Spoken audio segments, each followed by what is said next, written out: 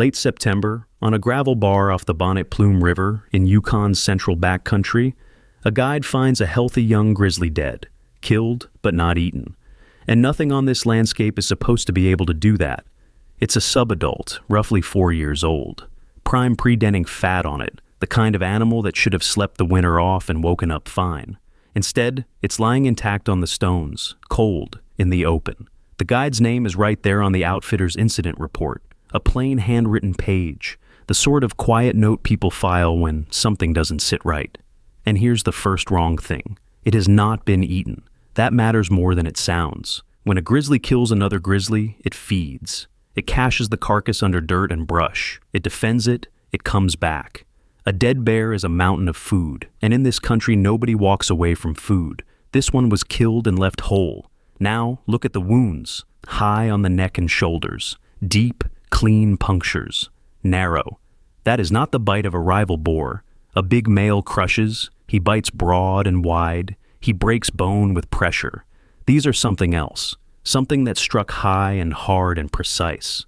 If you know grizzly country, you already know why that is wrong. A bear does not kill and leave the meat. So, let's be clear about what a grizzly actually is. In the Yukon, the grizzly is the apex predator. Full stop. An adult boar can run 600 pounds. He fears nothing on that landscape because nothing on that landscape can take him.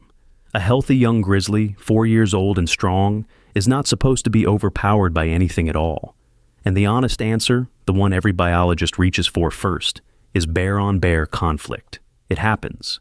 Big males kill smaller bears. Over territory, over females, over cubs. It's ugly, it's common, and it's the baseline you rule out before you say anything stranger. So, the case should close right here. It doesn't. Picture it the way the guide did.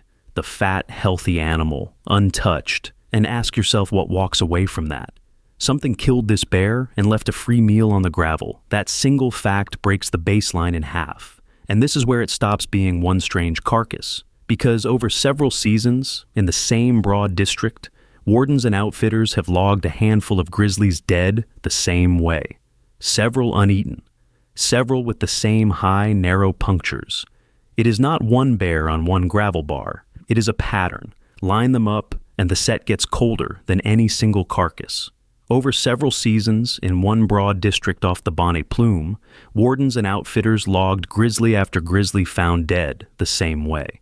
Several never touched, several carrying the same high, narrow punctures on the neck and shoulders. Not the broad, crushing bite a rival boar leaves, something else, and it keeps walking away from the meat. Then there are the tracks. Near one of the sites, a field report describes prints that just don't read as bear. No long claw marks ahead of the pads. The gait spacing is off. The stride is wrong for the animals that are supposed to be here. A warden photographed those tracks in the mud and could not confidently assign them to anything on his list. He measured them, he wrote it down, and he left the question open because that was the honest thing to do. What unsettles me most isn't the wounds, it's the people. These are quiet radio notes from men and women who work this country, who have knelt over 100 bear kills and no one on site. And the message coming back over the handset is plain. This does not look like one. So, watch what happens as we take the obvious answers off the table one by one. Start with a bigger grizzly. It's the first suspect, and it should be the easiest. But the bite geometry is wrong. Those deep, clean punctures don't match the wide jaw of a boar, and a boar that kills a smaller bear feeds on it, or caches it, or defends it. This one was left in prime fat on open gravel, a free meal walked away from. That's not how a rival bear behaves. A wolf pack, then. Wolves do harass grizzlies. They'll test a bear, push it, follow it. But wolves rarely bring down a healthy adult grizzly outright, and when they do kill, they eat. A pack does not spend that kind of effort and then abandon 600 pounds of protein before winter. Doesn't happen. A hunter, a poacher, someone with a rifle and a bad conscience. But there's no bullet, no arrow, no cut hide, no gut pile, nothing an investigator could hang a charge on, and no scene anyone can point to and prove was staged. That is 3 explanations gone, and we still have a dead grizzly no one can account for. Disease stays on the table, and it should. Illness can weaken a bear, slow it, make it easy. But sickness does not leave puncture wounds, so the easy answers are gone, And one question is left standing, sharper than before. What, in the modern Yukon, is strong enough to kill a grizzly and completely uninterested in eating it? Biologists don't reach for a monster to answer that.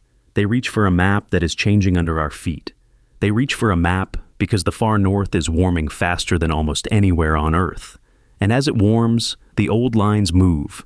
Tree lines climb, ice retreats. Permafrost that held for 10,000 years goes soft and gives up ground. Animals follow the change, and predators turn up in places the field guides swear they shouldn't be. That sounds like an answer. It almost is. But watch it break too. Because a shifting range doesn't hand you a killer, push the map north as hard as you like, and you still have to name the thing on the gravel bar. The obvious candidate for a small, ferocious northern predator is the wolverine. And here's the honest limit. A wolverine will kill above its weight, but not a grizzly. It's a 30-pound animal that fights like 90. It does not take down a healthy 4-year-old bear and leave the meat behind. So range shift alone is not the tidy answer either. What the North does give us is stranger and better documented. Displaced animals, wounded animals, individuals grown larger than the textbook says, or behaving in ways the textbook never wrote down. That is not fantasy. Across the North, again and again, biologists log predators doing things outside the rules, moving where they shouldn't, killing what they shouldn't. It happens. It's on record. And not one of those records closes this file. So, let's state it plainly, the way the wardens do. Here is what is confirmed. Multiple grizzlies dead in one district over several seasons. Several uneaten, wounds that don't match a rival bear, tracks no one could name. Every piece of that is real, photographed, logged, sitting in a report with a person's name on it. And here is what is not confirmed. The killer. No species, no hoax anyone could prove. No tidy cause a biologist will sign off on. The high, narrow punctures still don't read as the broad, crushing bite of a boar. The prints still carry no long claw marks ahead of the pads. The file stays open because the evidence won't let it close. Sit with the one fact none of the explanations can move. The meat was left. A healthy grizzly in prime fat before denning, killed and abandoned on a gravel bar. Every clean theory walks you right back to that untouched carcass and stops. That's why serious people aren't laughing. Something is killing these grizzlies. It isn't another bear, and no one can yet say what it is, or why it won't eat. If the strongest animal in the Yukon is being killed and left, ask yourself what that says about what else is out there. That's the question that keeps this one open. We don't have the answer. We have the North, changing under our feet, and we go north again, to a set of tracks on a frozen lake that shouldn't exist.